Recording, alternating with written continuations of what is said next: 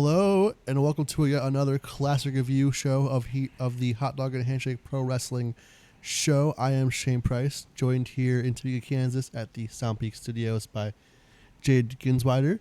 How you been doing?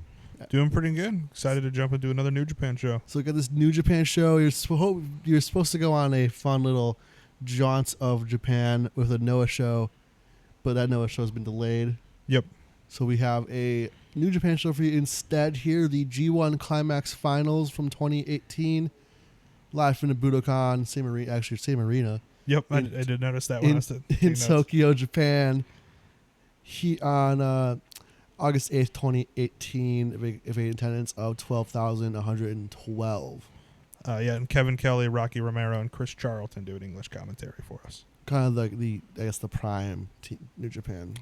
Yeah, I would have liked just a pinch more Don Callis. I can see that. I could agree with that. But this is even more so than our Wrestle Kingdom show, getting to the final ends of Bullet Club as it was, and All Elite Wrestling coming in, and just you can tell it's getting closer and closer to the end there. Yep. So let's get started here with the very first match of the night, the Young Lion plus Yuji Nagata match, which is a staple of New Japan stuff. However, the Young Lions here, very interestingly, Shota Umino and Ayato Yoshida. So Shota Umino, of course, the son of Red Shoes Uno, still in New Japan. Nepo baby. Still in New Japan. He is a Nepo baby. Actually a pretty solid wrestler. No, he's great. In his own right. He would have made it to New Japan even if he wasn't Red Shoes' son. That's fair. And Ayato Yoshida is no longer in New Japan, but he was trained by Taka Michinoku. Yeah, and he's known as the next generation ace. The Kaientai Dojo, is that where he was? That's what his shirt said? Yeah, the Kaientai Dojo. So he didn't make it in Japan, but however, the main according to a review, says that he was linked with Kaito Kiyomiya and Takuya Nomura, who are much bigger names than him in the Japanese scene nowadays. Not everybody makes it. That's fair. You know what I mean? That's fair. But they're taking on Great Bash heel Toki Makabe and Tomoaki Hama, who I just learned reunited on the Amazon Prime show Takeshi's Castle. That which doesn't mean anything to me, but okay. It's like it's like Japanese Wipeout pretty much. Okay. But better. And they're teaming with Michael Elgin in a 6-man tag team match to start off the show. And as always, remember, Michael Elgin, of course, has done some bad things. We are rating this based on the art. We know he's a bad dude, but if we say good things about him as a wrestler, it's just based on the art form. So always have to say that at some point in these shows, because I don't know why, but it turns out a lot of terrible people become professional wrestlers. Art and artists are being separated here. Yeah. So go ahead into what you had on the match. So this match, I guess, starting off, it was a match. Yeah, it was kind of short. Short, kind of sweet. It solid action, I thought. For what it is, it works. It's definitely more of it's just some Young Lion plus Yuji Nagata match, and all of those kind of do the same thing. Nagata does his moves, tags in the Young Lion. It was a hard hitting match for sure. I mean, Yuji Nagata, that's not a question. And especially Hama and Nagata worked extremely stiff together. Hama, of course, getting in his famous headbutt. Yeah, it didn't feel like Michael Elgin did a lot, but what I did really like, Shota Umino, like as far as like the hard hittingness, kind of held his own with Makabe and Hanma, and Elgin. So I really thought that was cool to see, like just kind of the seeds of what we now know as Shota Umino, next big star in Japan. I think it's part of it is that how he responded to the very stiff Great Bash heel, where he became very stiff, and responding in his own way. However, with the Young Lion moves, with Young Lion matches, you know they're going to be. It's very simple, very basic. You know what moves they're going to pull out. And the moves that they did weren't bad by any means. However, just because of what it was, it's not going to minor league showcase. Yeah, it's not gonna knock your socks off. This is like the MLB futures game of wrestling. In that context, it's pretty good. Yeah, I give it 2 3/4. Yeah, I would probably give it a 3. It's something that it's simple. Yeah, blew our next match out of the water. Well, most matches could do that. Bad Luck Fale took on Hinare, I believe, also a young lion, if I'm not mistaken. No, he had a gimmick. Okay, so He had the New Zealand what did they call it? They said a word for it on the show, but I just didn't write it down and forgot it. But he had some New Zealand kind of traditional thing going on. But it was a squash match. yeah. So the match, if you're watching this, the match is probably already over. Yeah. How long you've taken to describe it, the match is already over. 1 star. I give it 3/4 of a star. So squash matches are always going to be reviewed probably poorly. Mm-hmm. On a big show, yeah. If you're a squash match on Raw or Dynamite or, just day 4 of the New Japan Super Tour, Weekly whatever. TV. Yeah, exactly. But the most interesting thing about this is that Rin Narita and Yota Tsuji are the young lions that help Hinare back to the locker room. They got the work cut out through them Mm-hmm. later on the night with Suzuki-gun coming in actually in an 8-man tag. But next, a different Suzuki-gun match. Suzuki-gun coming out, not the big boys. They're taking on Hiroki Goto and Ishihashi, Bishamon, but Taichi and Takashi Iizuka, Mm-hmm. who represents Suzuki-gun. They're not a bad team. Yeah, I think this was a solid tag team match. I enjoyed this. I think that, Iizuka is like the kind of the character Mm-hmm. of Suzuki-gun. He's just a weirdo. Mm-hmm. He comes out in the crowd, the dog call around, he looks like a total weirdo. Well, he's supposed to be like Japanese Hannibal Lecter. I guess so. Like but he had like the face, like the mask thing on, and yeah. I think it was because he had like spit at like every fan he could too. Mm-hmm. He's just a strange man, but with Tai Chi, it's a very odd combo. It's the two weird guys being put together, and it worked. Yeah, I don't know. It did work weirdly. It was a good team, and of course we know Bishamon is a great team. This is early days before they even have the Bishamon name. Very early. So I thought again this match is the one downfall I had of it is I would have liked a little bit more between Taichi and Goto because that seems like the story that should have been told a little bit more. We got a lot of Taichi and Yoshihashi, but I still think it was great. Taichi with a very aggressive cover for the win. Yeah, it was definitely that. I think Iizuka, for what it is, was featured a little too much in this match. But even in there, the crowd likes him. The crowd is a bet with them. So it's I gave it 3 stars. I thought it was okay. I gave it 2 3/4. I'd say. Okay, some around average. And then we get to the tag team match. Another tag team match. So many matches involving one or more people that only 2 don't. And one of them is Fale Hinare. Yeah, so this is kind of, I guess we can talk about this now, kind of a problem I had with this card is, I picked it, so this is my own fault. This is on you. It's on me. But when I picked it, I was looking at different G1 finals, and I was blinded by the list of stars on this show. A young Shota Umino, Yuji Nagata, Hiroki Goto, Cody, Hangman, Juice, Finlay, the Bucks, Taiji Ishimori, the Guerrillas of Destiny. It just goes on and on and on until Ibushi and Tanahashi, right? Yeah. So I didn't think about the fact that there's probably a reason that most shows are mostly one-on-one matches with a few tag matches. I think it's easier to have diverse one-on-one matches than it is to have diverse multi-mans, especially in the Japanese style. I think was an issue we ran into. I guess we can talk about last week's episodes. Is that we're gonna do a different show? I think probably. Okay. So that we reviewed Noah Navigate for Evolution. 03, the last day of that tour, and it was kind of the same thing where it had a bunch of multi-mans, but one of those multi-mans was very good, whereas this one it's only a few are good. Yeah, I don't know, pretty good. So we're doing back-to-back one-match shows. So pretty much, yeah. Which is very different than the Takeover New York, which you missed, which was 5 banger matches. Yeah, that's the issue though. But anyway, this is just kind of a problem with the booking of this card. But ultimately, I think we had some pretty fun matches. So. Oh yeah, the next match is Cody Rhodes and Hangman Adam Page, who are probably the peak wrestlers right now in both their companies, but now they're definitely not. They take on Finjuice, so in a full Bullet Club, of the time meeting Future Bullet Club. Yep. Which I always thought.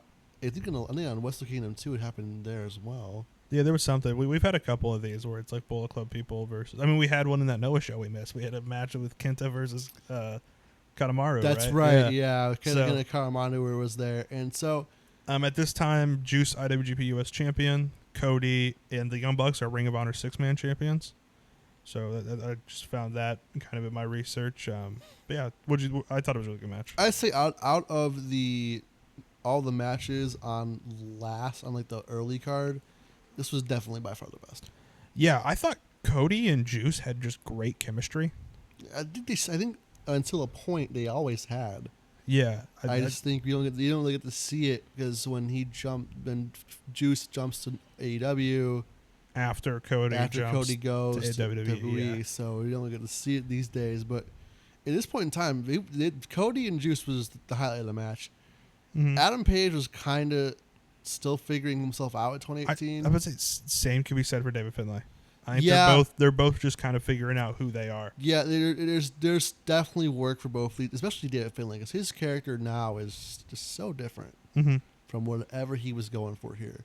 Yep. But the match itself was fine. Yeah, those are good. I give it 3.5. Yeah, I probably give it 3.5. Cody and Hangman defeat Finn Juice in what is the first of many Bullet Club moments of the night. Mm-hmm. Bringing out sticking out Bullet Club. The next match is full of it.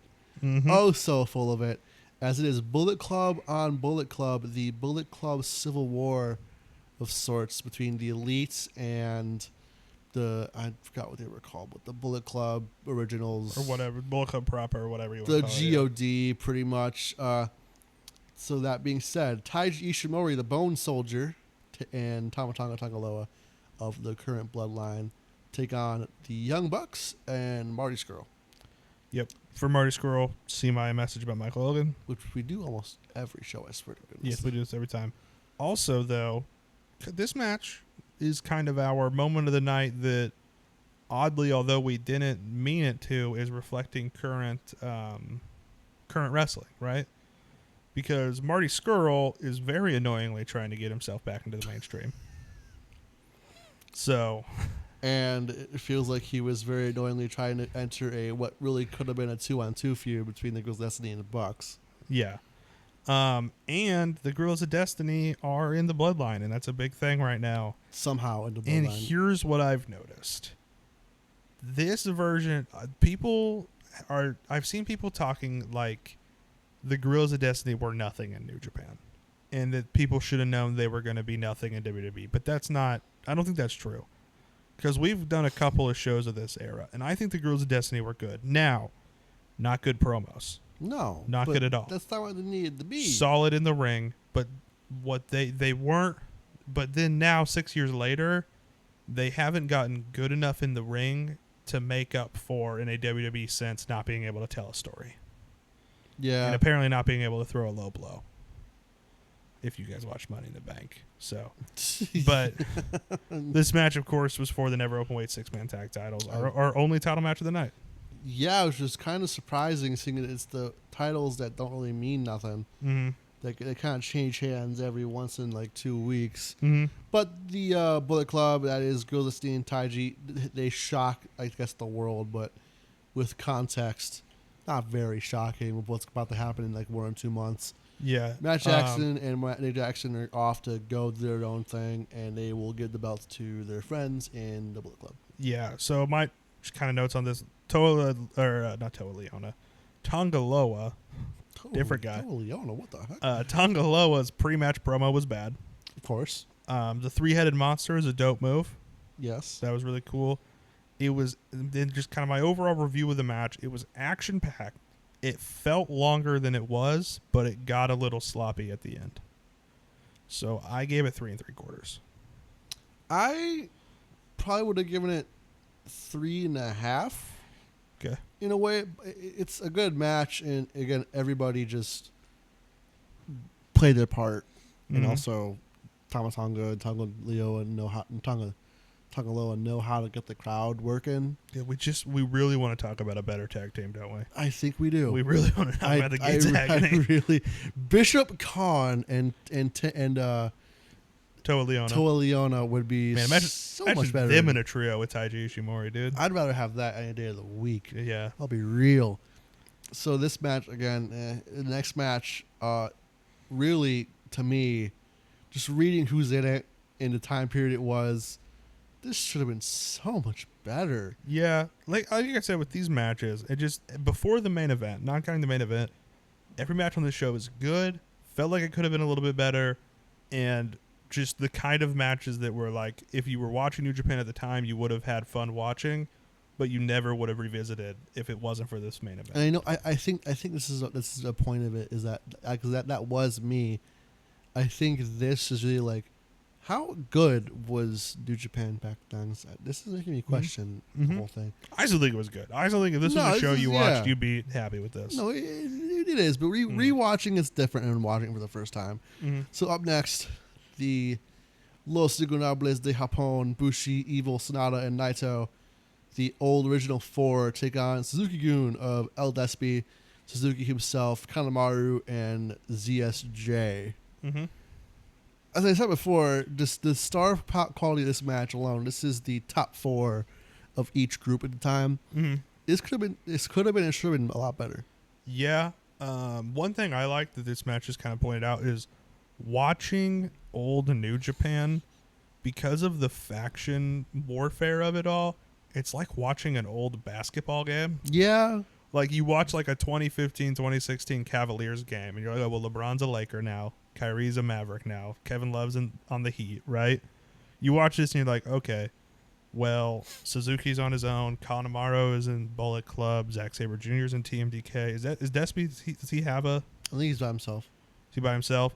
So it's just kind of fun to see, like, oh, this is the faction these guys are in now, and this was the faction they were in the past. And you don't really get that with very many other wrestling companies. So that was fun. Evil's in the Bullet Club. Sonata is just one of those five dudes. Bushi and Naito are still in LIJ. Yep. Just a very and we'll get to actually next match as well. Despy and Kanemaru were the Junior Heavyweight Tag Team Champions, by the way. Yes. And you know what? El Desperado, low key, has a pretty sweet spear. You can say about most of his moves, though. He throws a spear in this match where I was like, okay, that was kind of smooth. That wasn't bad. Yeah, I wasn't expecting a spear, but like the spear is a kind of move that I wasn't expecting to be so good out of a guy like him. That's fair. I can see. He does a Spanish fly and it's smooth, and you're like, all right, of course. Yeah. Right? You're a junior heavyweight title holder, man. You're not what something like Kanemaru does. You need to be able to do that kind of stuff. Exactly. So, but I thought his spear was pretty sweet. I thought that was a fun thing to put out, and I thought this was overall a fun match, but not necessarily a great match. Right. So, what were we? Of course, go back to you. What do you got on it? I got 3.5 on this one. 3.25. Yeah. Okay, that's fair. We're still in that agreement boat still. Yeah. That I think we're not going to leave it in this show. Yeah. So, that being said, a very questionable Bullet Club lineup here of Kenny Omega and Chase Owens and Yujiro Takahashi. But it worked for some reason. It worked in a really fun way. Like it did. It reminds me of something we're seeing currently. It kind of feels Mark Briscoe, Orange Cassidy, Kyle O'Reilly-ish. You know what I mean? This feels like the prototype for the conglomeration. Just three dudes in the same faction that aren't on the card, but we're in the Budokan, so we need to get them on the card. And Omega and Chase Owens worked really well together. For sure. Yeah, and then they take on the greatest tag team in Chaos's history, Tomohiro Ishii, Toru Yano, and Jay White. Future Bullet Club, who I forgot was in Chaos for a little bit. Until we go back to these shows, I always forget he's in Chaos. Yes, he joins Bullet Club like not even months after this. It's really okay. Like he's the one that kicks out Kenny Omega, so I think. Okay, but I'm pretty sure. I don't know all the Bullet Club history perfectly. I'm pretty sure he is. But either way, this match again, like you said about the last match. To me as well, it's fun but not great. Yeah, I gave it 3 stars. I would give it the same. Yeah, I'd say 3.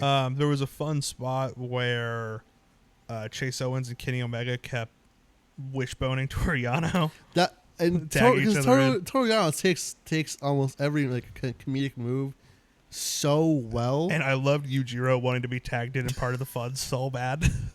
And then eventually they all three are doing the wishbone to all three opponents, or like in the row the boat thing or whatever. That was really fun. This was Kenny Omega kind of working one more comedic match before he had to go and be serious in AEW. Peter ended up involved in the actual match more than I was expecting when she first walked out with Yujiro. Yeah, you know what I mean? I expected her just kind of be off on the side. Yeah, you never really expect her to get involved, but she gets in the ring. Does, it's not. It's interesting. It's something for sure. Yeah, it is one of the things of all time. Yeah, I'm sure. Yeah, let's just look it up. Yeah, look it up. Then we get, because we're trying to get out our minds off of Peter here. Our next match is one I was looking forward to going back and rewatching again because of who's just in it. Mm-hmm. We have the team of Chaos, Okada and Roppongi 3K, Sho and Yo, Kushida, some guy named Rey Mysterio Jr., and pro wrestler Sengoku Enbu. Ryusuke Taguchi. Yeah, so I was confused as to what this was when I first looked at the card. Sengoku Enbu was a Japanese mobile game that was sponsoring the G1 tour. So then they had Taguchi dress up as the character from the game, even though it's so obviously still Taguchi, and wrestle in this match. So what a trio Taguchi, Kushida, and Rey Mysterio is. I mean, Taguchi's kind of just the guy they do in this situation.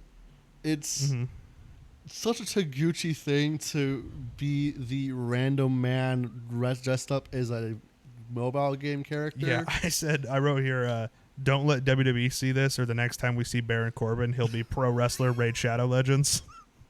Keep in mind that there are only 2 members of Taguchi Japan still in the faction. Do you know who they are? What is Taguchi Japan? It is Taguchi's stable. Is it? Because of course he had a stable. Him and Master Wato. No. Nope. Who is it? It's him and Hiroshi Tanahashi. Because Tanahashi never left it. Wow. Not a great Rey attire in this one. It was cool when the black light was on, but then he's wrestling, and this is an ugly attire. Yeah, it could have been. It could have been a lot better. I really liked the one he did before of like the lion Japan mask. That was a lot better. Among his greatest masks. This one, not as much. Mm-hmm. And I really liked that they gave the people what they wanted immediately and had Rey and Okada start the match. Yeah, that's what you did. I mean, what they really wanted was Taguchi in it by himself. Yeah. But no, this was, I think, the best way to start it is you want to give people exactly what they want. Mm-hmm. You gotta give people what they want. And then a note that kind of builds off of, so we watched Dominion, which took place 2 months before this. We reviewed that a few weeks ago, about a bit back, right? Sho and Yo spent the summer getting ripped. Oh, because they were on that card too, and they were in shape. So yoked here, but they are yoked in this match. They're like on the juice, I would assume. Yeah. So yeah, what? Do you have anything else? This match was the second best match of the night to me. I thought it was pretty good. I gave it a 3 3/4. So I gave it 3.5. I have a third best match of the night, behind the main event and behind the never open weight 6-man match. Okay, that's fair. So I gave it 3.5. I did say this was a 1-match show. I figured you might as well just get to the match of the night. And what a match it was. And definitely what a match it was. Cage match, which I've used. So last week, again, we reviewed the Noah show, which we'll eventually do at some point. But that Noah show had a 9.8 on cage match between the main event of Kenta Kobashi the whole show. And Misawa. This match has a 9.75. Yeah, I noticed that when I was. And I feel like I'm going to not do it justice. I feel like I did that with the law as well with the Kenta Kobashi match and the. I feel like when we do these great matches, I'm not doing them justice enough. So my first thing is just watch the match. Watch the match, because again, this is an audio medium. Yes. Sometimes there are just not words to describe how good these wrestling matches are, but we can talk about what we liked. For instance, the apron stomp spot. Very good. So good. Insanely good. I just think just Tanahashi just going Hulk Hogan, Well, hulking up was also really good. yeah, I love the apron stomp spot that we're talking about. Tanahashi's on the outside playing possum. Ibushi jumps over the top rope. He's on the apron. He's going to run at Tanahashi. Tanahashi tries to jump up and drop kick his legs out from under him, but Ibushi changes midair and just double stomps Tanahashi's chest on the apron. It's one of those things like who else but Kota Ibushi is doing Can pull this off, dude. Who else? I hope he's back in AEW so soon. Ibushi also. Did you see when he tried to break Tanahashi's neck? I was about to get into that. Ibushi tries to just go full on Royal Road, King's Road, and goes straight for Tanahashi's neck. He did like a reverse Deadeye. So if people who watch Hangman Page, you know the Deadeye where he has the guy on his back and drops him. He did that, but he had Tanahashi on his front, which is no neck protection. Yes, so it's brutal. Yeah, it was brutal. insane. And then I wrote Power Slap. I do not remember why. It's because at some point in the match, they started slapping each other. Oh, that's right. Yeah, they slapped each other like 100 times. Which, in a row. let's be real, is a lot better than Power Slap can ever be. Yeah. I'll put it bluntly. In my final note here, of course Tanahashi cooked. Of course Ibushi cooked. Kevin Kelly cooked in this match. It's so sad to see the downfall of Kevin Kelly. Yeah, and here's why. So he explained the historical, he explained their history together earlier in the match, and it plays into the finish.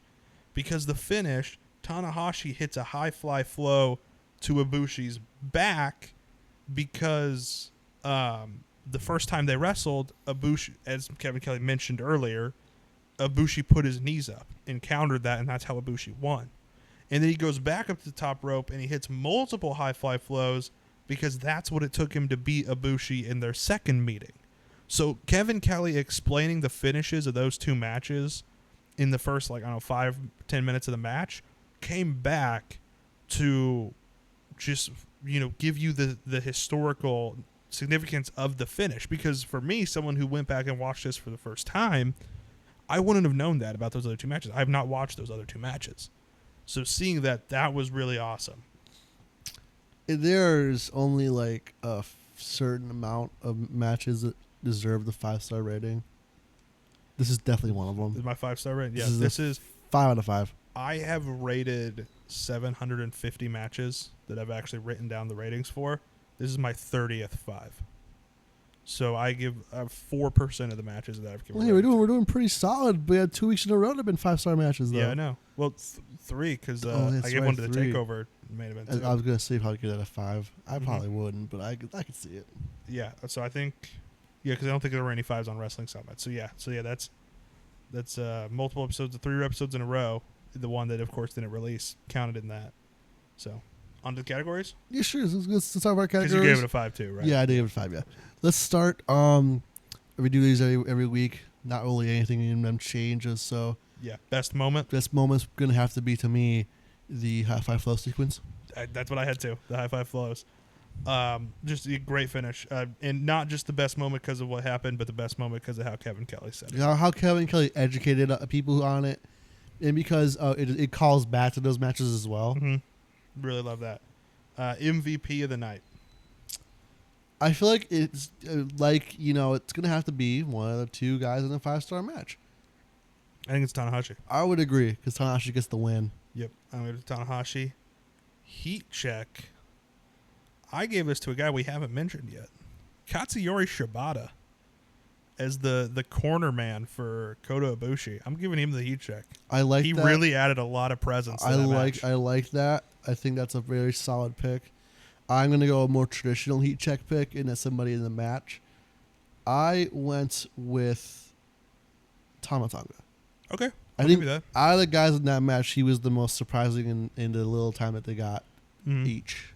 Mm-hmm. Now, Apex Mountain, I didn't write anything down because I didn't really feel like I was educated enough on anything. So is there anything that you think could be considered someone's Apex Mountain from this show? No, not really. I think everybody has a better match and it's involved. Because Kota Ibushi's Apex is when he wins the world title and has the Intercontinental World Title double champ thing, right? Yeah. What's Tanahashi's Apex? not this, but this is very close. I would say it's probably end up being like Tanahashi Okada. Okay, is that so? Of course, the G1 Climax winner goes on to face the heavyweight champ at Wrestle Kingdom. Did Okada hold it until then, No. or did Omega hold that until then? I'm Yes, sorry. Omega did. So Omega held it That's until also that. another really freaking good match, by the way. Okay, So we might come back to that at some point. But yeah, maybe I'm trying to think if there's anything else here. Is Apex Mountain for Chase Owens? I'm just kidding. yes. Does it? I don't know if he's had an Apex Mountain yet, but yeah, I don't think there's really a lot. This to is the Mountain. Apex Hill. This is the Apex Mountain of Kevin Kelly. No, because I think his Wrestle Kingdom 15 is better. Okay, that's fair. What was the surprise of the show for you? This is going to be a bad surprise. I think it's the first one I've ever done. How short the Fale Hanare match was. Yeah, that was kind of surprising for me. I talked about it already. I think I'm going to give it to the Despy Spear. I was really surprised by how well he did. I thought it was. I mean, it's a little thing. Our surprise of the show isn't always going to be something huge. All right, it's not always going to be a big thing, but I thought it was cool. Recasting. Which match should we recast? I guess the last one. Tanahashi Kota. All right. So let's think about it. What role did Tanahashi and Ibushi? What role did they serve in the wrestling world in 2018? So Tanahashi, I guess, is the John Cena if John Cena never stopped wrestling full time. Okay. Compared to like Okada's Roman Reigns of the time, it kind of explaining him more of a Wii style. Well, here's an idea. Let's say Tanahashi is John Cena. All right. What on the John Cena retirement tour would be a Tanahashi Ibushi type match where he's against a younger guy? Like, who's WWE's current Kota Ibushi?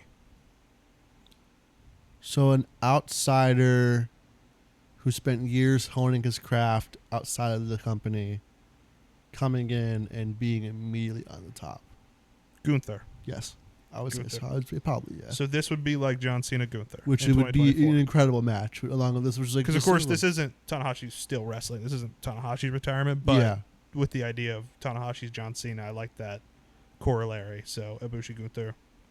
And now this next one's just going to be a straight up open question to you. What's a double feature for Tanahashi versus Ibushi? So Tanahashi has so many matches you could pick from in his illustrious career that I'm going to go with Kota Ibushi, which I know, shocker. I'm aware that's so surprising.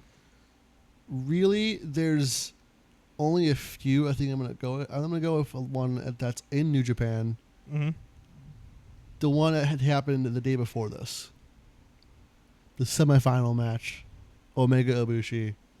It's so good. You can tell what this match meant to both the guys in it. Okay. So you're saying have people watch the semifinal first and then watch this? Yes. I like that. I don't think there's anything for the Wrestling Criterion Collection on this. It was a great match, but it's not Criterion Collection level. Yeah, and I think because we introduced this last week, mm-hmm. I think we should probably give it an introduction to it. Oh, yeah, sorry. So the Wrestling Criterion Collection, this is a new thing we're doing, and it's it's almost our way of breaking our scale without breaking our scale. Yeah. It is for moments that are just, the Criterion Collection in movies is just for the greatest of cinema, right? The important cinema. This is just the great important moments, but we're going to build it out as we review shows. So we're not just going to throw the Austin 316 promo in there because we haven't watched that show. Yeah. Right now, we have Mankind versus The Undertaker from King of the Ring 98. We have Omega versus Okada from Dominion. We have Adam Cole versus Gargano from TakeOver New York. And we have Misawa versus Kobashi from last week, sort of floating in there because we'll probably re-review that at some point to actually put that out. But it'll be in there. Let's be real.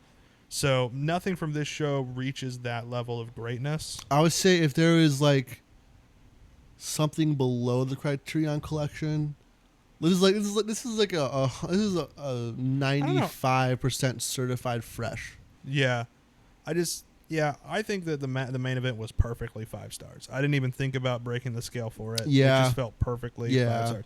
And to be fair, like, it doesn't have to be a 5-star match to make it in there. Like, Mankind and Undertaker wasn't a 5-star match, but it's a 5-star moment, and it's beyond a 5-star moment. It is worth breaking the star scale for that moment. So, let's see, and then on to the good old classic hot dog, classic handshake. So, did you pick this because of the last match? I sort of, because I was just honestly, the way I picked this is I narrowed down a few G1 finals that seemed interesting, and then I looked at the cards around them to finally decide. So I guess you could say I picked it for the last match. Do you want to just say the last match is off limits? Sure. Okay. Then for me, I'm going to give, because I know we talked about him just with the last match, but honestly, he put in a great performance all night. I'm going to actually give the classic hot dog to Kevin Kelly. That's fair. I'm going to agree with you, actually. I'm going to say Kevin Kelly as well. All right. So there we go. Kevin Kelly gets classic hot dog and handshake. And then you want to take us into the last bit? Yes, the ratings. Okay. So out of a 10, what would you give this? So with this rating, I usually try to keep it on a half. Like, 5.5, 6, 6.5, whatever. I was looking at what I've previously rated, and I felt like it was better than some other stuff, but it wasn't quite as good as Wrestling Summit. So I ended up giving this 6.75 out of 10. Okay. What did you give this one? I would probably give it yeah, I'm gonna agree. Let's say 6.5. 6.5. Okay, so for you, that's like half a point lower than Wrestling Summit, King of the Ring 98, and TLC 09. Let's say a 7 then. 7? All right, so that's right on par with those 4 shows. Yeah, okay, that's fair. So 6.88 average. That's pretty solid. It's not gonna break our top 3, but that is solid. Anything else? I would not say so. Would you want to take us out of this? All right. Well, thanks for listening to another episode of Hot Dog and Handshake Classic. Next week, we have Death Before Dishonor coming up for Ring of Honor. So we are going to 2008 for Death Before Dishonor 6. Features an awesome Fatal 4-Way main event, some future WWE talent in that match. So that is where we'll be going next week. Thanks again for listening to this show. And don't forget to enjoy wrestling.